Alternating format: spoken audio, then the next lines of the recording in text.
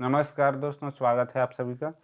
केंद्रीय शिक्षक पात्रता परीक्षा सीटेट 2022 जो कि दिसंबर से जनवरी तक होने वाला है, इसमें आपको यह बताया जाएगा कि भाषा 1 और भाषा 2 में अंतर क्या है, भाषा 1 और भाषा 2 का पाठ्यक्रम क्या है और उसके पाठ्यक्रम में अंतर क्या होगा, हिंदी, अंग्रेजी या संस्कृत। तो सीटेट में यह चीज़ आपको देखने को मिलेगा कि इसमें भाषा 1, भाषा 2 आपको चुनने का मौका मिलता है। आप अपने हिसाब से भाषा 1, भाषा 2 का चयन कर सकते हैं, जबकि सीजीटीटी में ऐसा विकल्प नहीं होता है। उसमें हिंदी कंपल्सरी होता है, अंग्रेजी भी कंपल्सरी होता है। चाहे आप हिंदी मीडियम के बच्चे हों, चाहे अंग्रेजी मीडियम के बच्चे हों, वहाँ पे सीजीटीटी में हिंदी का एक निश्चित क्वेश्चन होता है जो सबके लिए होता है, अंग्रेजी का एक निश्चित क्वेश्चन होता है जो सभी कैंडिडेट के लिए होता है, लेकिन सीटेट में ऐसा नहीं होता है। इसी के बारे में यहाँ बताया जा रहा है। और हिंदी भाषा में आपको भाषा 1, भाषा 2 दोनों का सिलेबस समझा दिया जाएगा। तो चलिए देखते हैं आगे। इससे पहले अगर आपने चैनल सब्सक्राइब नहीं किया है तो लाल कलर का सब्सक्राइब बटन अभी दबा दीजिए, उसके बाद घंटी का चिन्ह दिखेगा उसे दबा दीजिए, जो कि बिल्कुल फ्री है।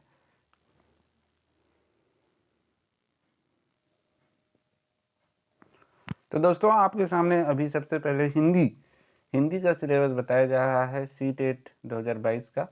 तो सिलेबस देखेंगे तो बिल्कुल सेम रहेगा, चाहे हिंदी हो, चाहे संस्कृत हो, चाहे अंग्रेजी हो, चाहे अन्य कोई भी भाषा हो, चूंकि यह राष्ट्रीय स्तर का परीक्षा है। सीटेट केंद्रीय शिक्षक पात्रता परीक्षा है। जैसे तेलुगु भाषी राज्य है तो वहाँ पे हिंदी ना चुन के तेलुगु चुनते होंगे, अंग्रेजी चुनते होंगे। और इसी तरह अन्य भाषा वाले जो राज्य हैं, जैसे हिमाचल प्रदेश हो गया या उत्तराखंड हो गया, उत्तराखंड में हो सकता है हिंदी ना चुन के संस्कृत चुनते हों या अंग्रेजी ना चुन के संस्कृत चुनते हों। तो अपने अपने राज्य के अनुसार भाषा वहाँ चयन करते हैं। तो अब हम यहाँ पे अगर छत्तीसगढ़ की बात करें या मध्य प्रदेश की बात करें तो सामान्यतः हिंदी और अंग्रेजी चुना जाता है, और हिंदी अंग्रेजी के अलावा संस्कृत भी चुना जाता है। तो फिलहाल हम सिलेबस देख लेते हैं। जैसे कि मैंने कहा कि सिलेबस तीनों भाषा, हिंदी हो चाहे अंग्रेजी हो चाहे संस्कृत हो, सही सेम है, समान है। लेकिन भाषा 1, भाषा 2 आप चुन रहे हैं तो अंतर है दोनों में। भाषा 1 में जो प्रश्नों का स्तर होगा या प्रश्न जो पूछे जाएंगे वो अलग स्तर के होंगे, और भाषा 2 में जो प्रश्न होंगे और प्रश्न का स्तर होगा वो अलग होंगे। मान लीजिए आप हिंदी माध्यम के बच्चे हैं, विद्यार्थी हैं या अभ्यर्थी हैं, तो आप भाषा 1 में हिंदी का चयन करेंगे और भाषा 2 में अंग्रेजी का चयन करेंगे या भाषा 2 में संस्कृत का चयन करेंगे। इसी प्रकार अगर आप इंग्लिश मीडियम के अभ्यर्थी हैं, परीक्षार्थी हैं, तो आप भाषा 1 में अंग्रेजी का चयन कर सकते हैं और भाषा 2 में हिंदी का चयन कर सकते हैं, अथवा भाषा 2 में संस्कृत का चयन भी कर सकते हैं। तो सिलेबस देख लीजिए, अगर आप भाषा 1 में हिंदी का चयन करते हैं तो सिलेबस इस तरह का होगा। तो भाषा की समझ है भाग 1 सिलेबस हिंदी, जो हिंदी का सिलेबस उसमें भाग 1 है भाषा की समझ, और भाग 2 है भाषा विकास का शिक्षण। यहाँ से कुल 15 अंक के 15 प्रश्न और यहाँ से भी 15 अंक के 15 प्रश्न, इस तरह से 30 अंक के 30 प्रश्न हिंदी से पूछे जाते हैं। तो यहाँ पे देखिए हिंदी भाषा में अपठित गद्यांश पढ़ना। तो यहाँ पे अपठित गद्यांश का मतलब समझ गए होंगे, एक गद्यांश होगा और उस गद्यांश से रिलेटेड कुछ प्रश्न होंगे जिसका उत्तर हमें ढूंढना होता है उसी गद्यांश से खोजकर। तो इसमें जो लिखा है उसको हम एक बार पढ़ लेते हैं। 2 गद्यांश, एक गद्य या नाटक और एक में कविता बोध, अंतर्ज्ञान, व्याकरण और मौखिक क्षमता पर प्रश्न। गद्य साहित्यिक, वैज्ञानिक, कथ्य या विवेकपूर्ण हो सकता है। तो इस तरह के, जैसे कि गद्य दिया रहेगा, इसका उचित शीर्षक बताइए, चार विकल्प होंगे और गद्य से ही संबंधित प्रश्न होंगे। कुल 15 अंक के आएंगे अगर आपने भाषा 1 में हिंदी को चुना है तब। ठीक है, बार बार कह रहा हूँ, भाषा 1 में हिंदी को चुना है तो गद्यांश और पद्यांश को मिला के कुल 15 अंक के 15 प्रश्न हिंदी में पूछे जाएंगे आपको। और बाकी जो 15 अंक हैं हिंदी के, उसके लिए यहाँ पे दिया हुआ है, देख सकते हैं, भाषा विकास का शिक्षण, यानी कि शिक्षण शास्त्र से संबंधित। तो देख सकते हैं शिक्षण शास्त्र से संबंधित पॉइंट यहाँ पे दे दिया है, जैसे कि सीखना और अधिग्रहण, भाषा शिक्षण के सिद्धांत, सुनने और बोलने की भूमिका, भाषा का कार्य और बच्चे इसे एक उपकरण के रूप में कैसे उपयोग करते हैं, मौखिक रूप से और लिखित रूप से विचारों को संप्रेषित करने के लिए एक भाषा सीखने में व्याकरण की भूमिका पर एक महत्वपूर्ण परिप्रेक्ष्य, एक विविध कक्षा में भाषा सिखाने की चुनौतियाँ, भाषा कठिनाइयों, त्रुटियों और विकारों, भाषा कौशल, भाषा की समझ और दक्षता का मूल्यांकन, बोलना, सुनना, पढ़ना और लिखना, शिक्षक, शिक्षण सामग्री, पाठ्यपुस्तक, बहुमीडिया सामग्री, कक्षा का बहुभाषी संसाधन, उपचारात्मक शिक्षण।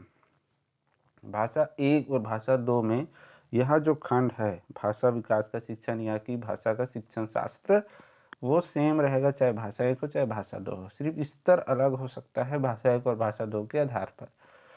तो अभी एक चीज़ थोड़ी देर पहले ही बताया था, कुछ सेकंड पहले, कि भाषा 1 हिंदी चुना है आपने तो एक गद्यांश एक पद्यांश आएगा और दोनों को मिला के 15 अंक के प्रश्न निश्चित तौर पर पूछे जाएंगे।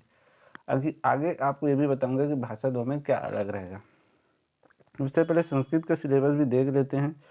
अगर आपने हिंदी की जगह संस्कृत या अंग्रेजी की जगह संस्कृत चुना है तो उसका सिलेबस कुछ इस तरह से होगा, बिल्कुल जैसे हिंदी का सिलेबस है, लेकिन ये संस्कृत में आएगा, गद्यांश और पद्यांश। अगर आपने भाषा 1 में संस्कृत को चुना है तो गद्यांश और पद्यांश मिला करके 15 अंक के 15 प्रश्न पूछे जाएंगे अगर भाषा 1 में संस्कृत को चुना है।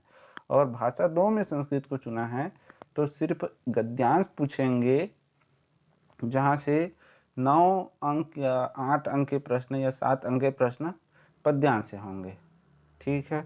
और बाकी के जो प्रश्न होंगे वो शिक्षण शास्त्र से होंगे, संस्कृत भाषा शिक्षण शास्त्र से, और उसका बिंदु बिल्कुल उसी तरह होगा जैसे हिंदी का अभी आपको बताया गया था। देख सकते हैं सभी पॉइंट सेम हैं, लेकिन ये शिक्षण शास्त्र जो है वो संस्कृत भाषा से संबंधित होगा। अब अंग्रेजी का सिलेबस देख लेते हैं।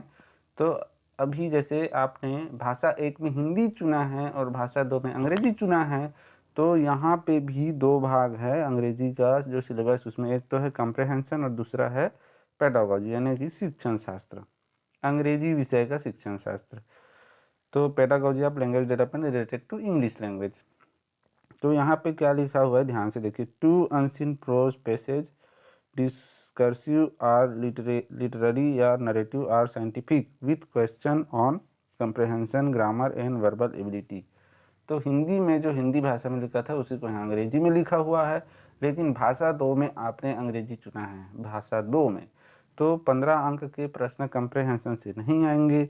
यहाँ से मान के चलिए 9, 8 या फिर 7 अंक के प्रश्न कंप्रहेंशन से पूछेंगे, और बाकी जो बचते हैं 30 में वो सभी आपके पेडागोजी से रिलेटेड प्रश्न हो सकते हैं, ठीक है। तो इस तरह से प्रश्न पूछे जाते हैं। या फिर ऐसा हो सकता है कि यहाँ से आपको 2 प्रोज पूछें, गद्यांश ही पूछें, पद्यांश ना पूछें, यानी कि प्रोज पूछेंगे, पोयम नहीं पूछेंगे यदि भाषा 2 में अंग्रेजी को चुना है। तो 15 अंक के प्रश्न यहाँ से आ सकते हैं, लेकिन दोनों जो 2 हैं वो प्रोज होंगे, पोयम नहीं होंगे। लेकिन भाषा 1 अंग्रेजी चुना है तो एक होगा प्रोज और एक होगा पोयम, ठीक है। तो ये अंतर है भाषा 1 भाषा 2 में दोस्तों। तो वीडियो को आप लाइक कीजिए और शेयर कर दीजिए व्हाट्सएप, फेसबुक, टेलीग्राम, और ज़्यादा से ज़्यादा इसको फैलाइए ताकि व्यूज़ आएँ और आपके लिए आगे भी इस तरह से वीडियोस बनते रहें। ध्यान दीजिए दोस्तों कि 2019 में जब भर्ती विज्ञापन मिलने आया था उससे पहले ही यहाँ पे आपको विभिन्न प्रकार की जानकारियाँ देते आ रहे हैं, जो कि मिलता नहीं है या लोग छुपाते रहते थे, लेकिन आजकल ये जानकारियाँ अब सब देने लगे हैं, पहले नहीं देते थे। अब यूट्यूब में आपको सभी जानकारियाँ मिल जाती है। तो आप इस चीज़ को भी याद रखिए कि जब कोई जानकारियाँ देता नहीं था, छोटी-छोटी जानकारियाँ छिपाता था, तब यहाँ इस चैनल के माध्यम से वो जानकारियाँ आपको दी जा रही थी। 2019 के पहले जब शिक्षक भर्ती के लिए विज्ञापन भी नहीं आया था, कोई जानता भी नहीं था कि शिक्षक भर्ती होगी, तब से यहाँ पे जानकारियाँ शेयर की जा रही है सीटेट, सीजीटेट और शिक्षक भर्ती से रिलेटेड। इसलिए इस चैनल को सब्सक्राइब करके और बेल आइकन ऑन करके रखिए, जो कि बिल्कुल फ्री है दोस्तों। इस तरह से आगे भी आपको जानकारियाँ मिलती रहेंगी। धन्यवाद।